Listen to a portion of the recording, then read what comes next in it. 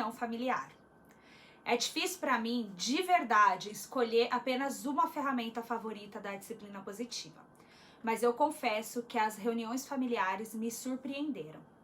Tanto as crianças quanto os adultos aprendem muito durante as reuniões familiares, como a habilidade de ouvir, respeitar as diferenças, verbalizar a apreciação, resolver problemas, focar em soluções e experimentar que os erros são oportunidades maravilhosas para aprender. As reuniões familiares também criam uma tradição familiar e muitas lembranças. Por outro lado, quando a gente decide introduzir as reuniões familiares em nossas casas, a gente acaba enfrentando muitos desafios. E você pode se perguntar no início, por que as reuniões familiares são tão difíceis?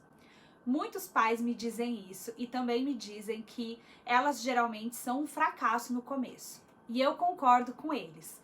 Comigo também foi exatamente assim. Quando a gente começa a implementar as reuniões, pode ser muito frustrante. Primeiro, porque nós nos sentimos perdidos em como agir e o que fazer, já que não é um costume do brasileiro fazer isso. Segundo, porque nossos filhos se sentem perdidos e não veem muito sentido naquilo.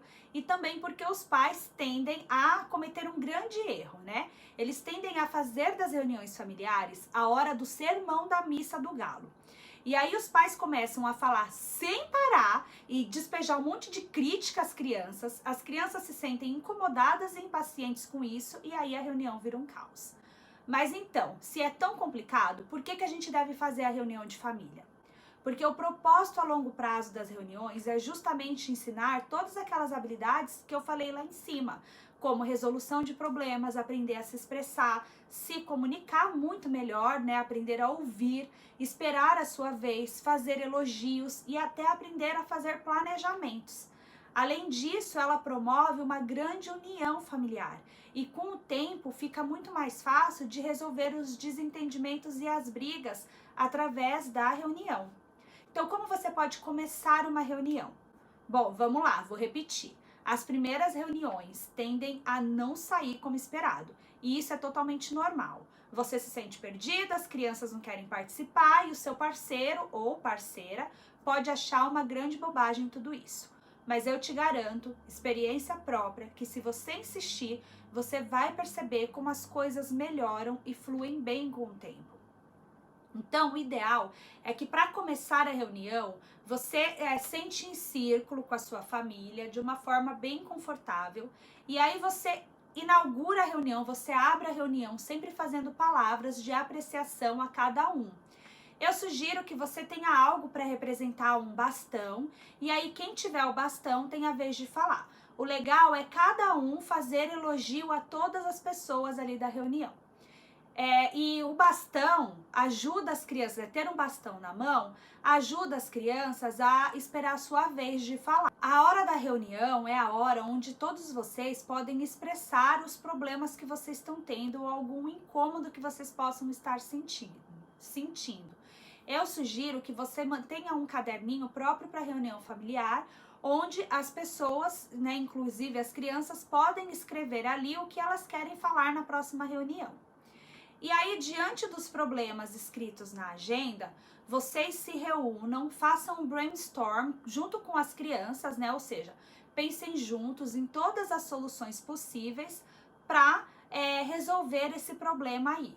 Lembra que durante o brainstorm, todas as ideias são válidas. Então, você pode dizer para as crianças que mesmo, né? Você pode pensar que mesmo que as ideias sejam mais absurdas, diga para as crianças que vocês vão escrever todas elas e quando terminar de elaborar as ideias, vocês vão escolher juntos uma solução que seja prática e respeitosa para todos da família.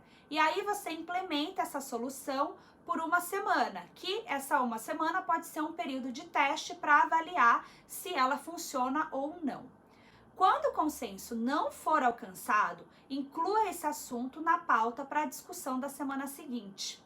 É legal também você incluir na pauta a escolha de uma atividade ou um programa divertido em família para ser feito na semana seguinte.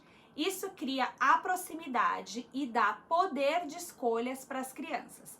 Às vezes, nós pais escolhemos o passeio achando que a gente está abafando e que as crianças vão adorar. E aí, as crianças chegam lá no local e começam a reclamar de tudo. E aí você se frustra, o seu parceiro ou parceira se frustra. Então, por isso é legal incluir isso na pauta. E também é uma forma de você organizar o orçamento e ensinar as crianças o valor do dinheiro. Aqui na minha família, eu incluo 1 ou 2 passeios pagos por mês e o restante a gente procura fazer passeios gratuitos, como ir em parques públicos, por exemplo. Então, você pode decidir fazer mais ou menos isso com a sua família também. É importante que você seja breve nas reuniões de família e o ideal é que elas tenham entre 10 a 30 minutos, dependendo da idade das crianças. E aí você encerra a reunião com uma atividade divertida em família, que pode ser um jogo ou uma sobremesa bem gostosa. E por fim, se lembre de que os erros são maravilhosas oportunidades para aprender. Se a primeira reunião for ruim, aprenda com os erros, como você pode melhorá-la na próxima vez. E o que você deve evitar em uma reunião familiar? Evite usar as reuniões da família como uma plataforma para dar broncas, fazer sermões e exercer o controle parental.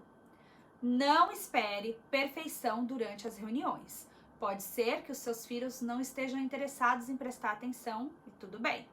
Evite pular as reuniões de família, pois é importante que elas sejam regulares e semanais.